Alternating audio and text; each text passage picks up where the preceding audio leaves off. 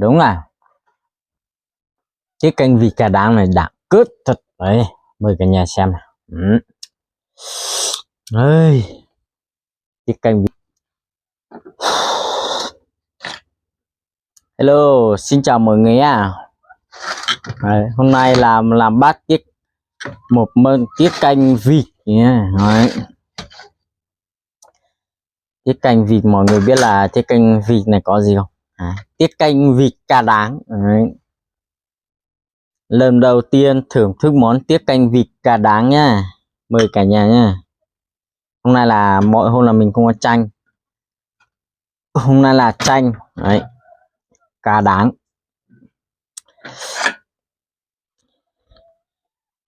Mời mọi người. Hôm nay mình sẽ không u nha, u sợ là như hôm nọ đấy, úp chắc được nhưng mà có cái cà đáng ở trên mình úp nó rơi hết cả đáng đấy, mời cả nhà nha. Mời cả nhà ăn món tiết canh vịt cà đáng.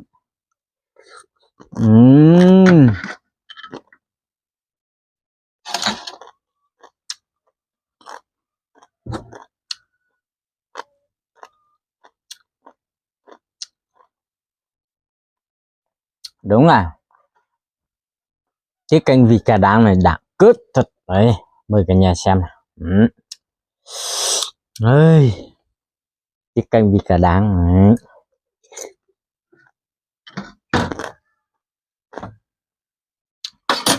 Tiết canh vịt này ít khi có người đánh, người đông à.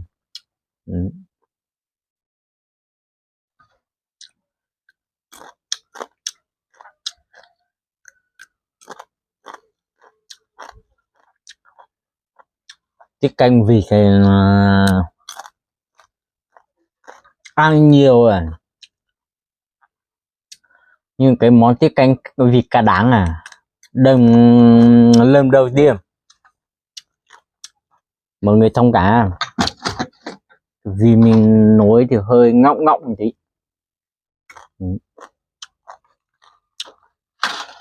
Đã cấp luôn.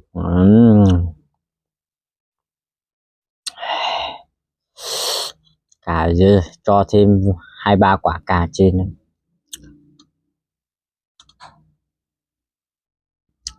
Đấy. Mời cả nhà sơi món tiết canh cà đáng.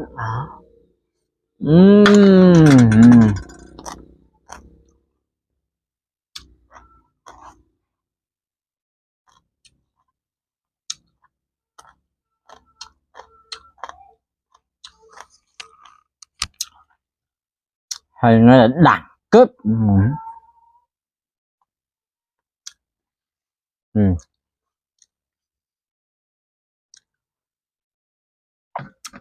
Chuẩn bày luôn. Tiết canh cà đáng chỉ có ở Thánh Tiết Canh thôi. Đấy. Bí quyết này là truyền từ bao đời nay rồi.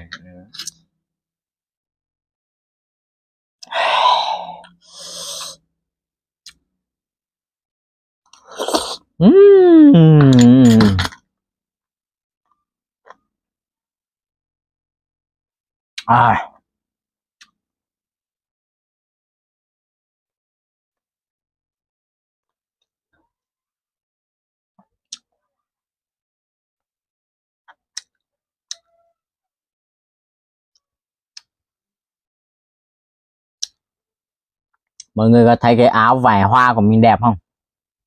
Đẹp lắm. Áo này chuẩn bạch luôn. Đấy. Làm thêm tiết canh cà đáng là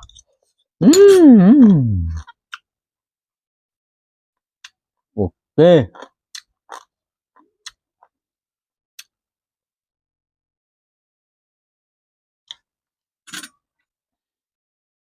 Mọi người góp ý rất là nhiều về làm cái cá nhảy, nhưng mà thực sự là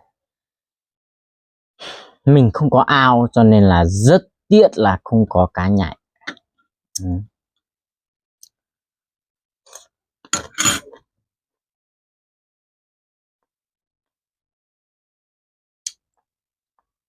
Nhớ có nhiều người comment Rất phình bình luôn. Để mình ăn cá nhại thì mình sẽ cố gắng đạt để họ bát cho mình tầm 1 cân thôi, làm một bữa cá nhảy cho mọi người xem nha. Vì cá nhảy mình chưa từng ăn lên họ cho hơi ghê ghê, nhưng mà thấy nhiều người ăn rồi vẫn ok. Đấy. Với sở trường của mình là cái gì mình đều không ngại gì cả. Đấy. Ngại mỗi cái là của dưa ấy.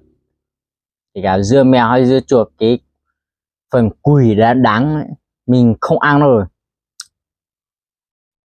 Thì cả đắng mỡ đắng các kiểu đắng mình ăn hết, nhưng mà cái phần đấy mình không ăn.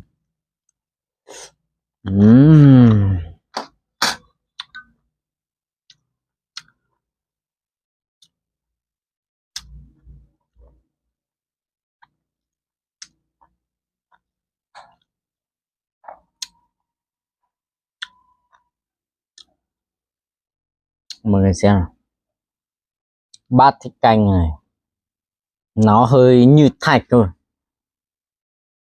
Thạch không đông lạnh thì thạch vẫn như thế mà. Đấy, ăn thế này nó mới chuẩn bài. Cái canh vịt thì ít người đánh được đông cứng. Đấy. Rồi các cao thủ như là Thánh Tiết Canh này, đây thì mới chuẩn bài. Ấy nó sạt rơi rồi. Để Tiết Canh vịt như thế nha. Bát này là mình múc rồi nha, cho nên nó xế như thế. Xem bát này nha, để làm hết những cái hạt này rơi mình úp xem có rơi không nha. Đấy. Nếu nọ mình làm tiết canh lợn là mình úp một lần nó rơi rồi. Lần này mình để thử lần thứ hai của mình xem nhá. Này, úp xem nó có rơi không nha. Mọi người để ý là chuẩn bài nhá. Đấy. Xem nó rơi giọt nước này. Đấy, rơi chưa? Đấy. Chuẩn bài. Đảm cất đấy. Bát này này, mình úp để cái càn này rơi xuống cái bát này nhá, xong là mình úp, vì cái càn này nó sẽ rơi mà. Đây chuẩn này, cho mọi người xem này. Đấy, đẳng cất chưa, nước vẫn chảy nhá, nhưng mà ok lắm. Hôm nọ mình làm cái tiết canh lợn này mình làm không thành công vì nó rơi hết rồi.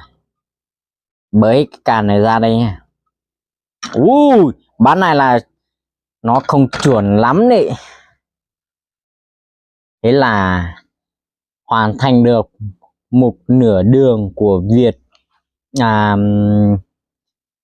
tiết canh đông chuẩn bài nha. Vì hai cái bát mà chuẩn, một bát không chuẩn thì mình thế chứ nhỉ. Nào gì như gà để trứng ấy, phải có cái trứng, có cái trứng thối, có cái trứng đẹp đúng không? Trứng gà trứng vịt có những trứng nở, có trứng không nở mà nhỉ. Có nhiều người bảo là mình thiêu đạo không để mình ăn tiết canh mà không uống rượu. Rượu thì mình vì mình kiêng, mình không uống, mình không thích uống. Như đạo thì mình không bao giờ, không nói là không bao giờ theo, nhưng mà vì theo hay không theo là do mình. Còn mình chỉ bây giờ thì mình theo Bác Hồ. Ốm đau hay là bệnh tật thì mình chỉ có đi bệnh viện thôi nhé cả nhà. Vì kiểu như cúng các kiểu ấy, thần linh thì mình cũng tin về thần linh, nhưng mà về bệnh tật thì mình phải tin về bác sĩ.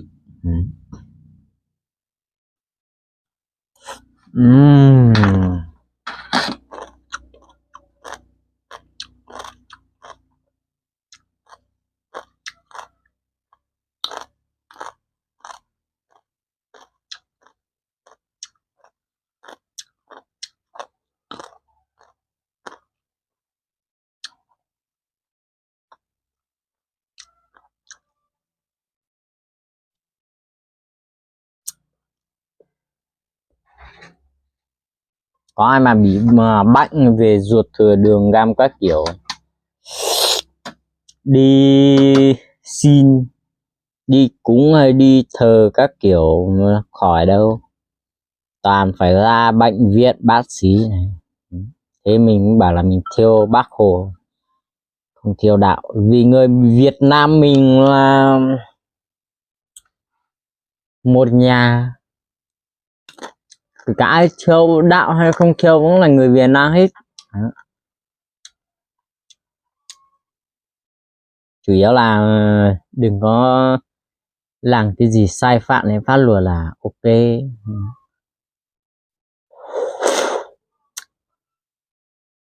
Đấy là rồi thêm cái tranh nhỉ, tranh của mình đang nhiều ấy, không phải lo.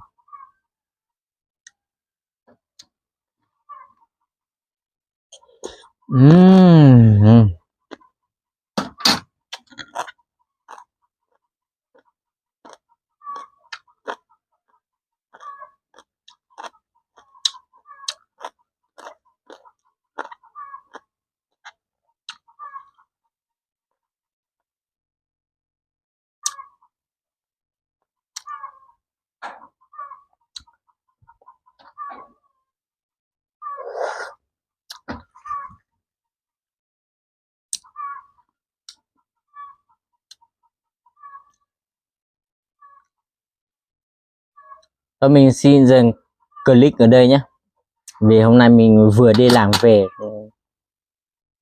mình ăn cơm xong mình mới ra video này làm mệt, để hôm khác mình lên video tiếp nha. Bây giờ là tạm biệt mọi người nhé, mình mệt lắm, vì suốt ngày đi làm cỏ quế này mệt lắm.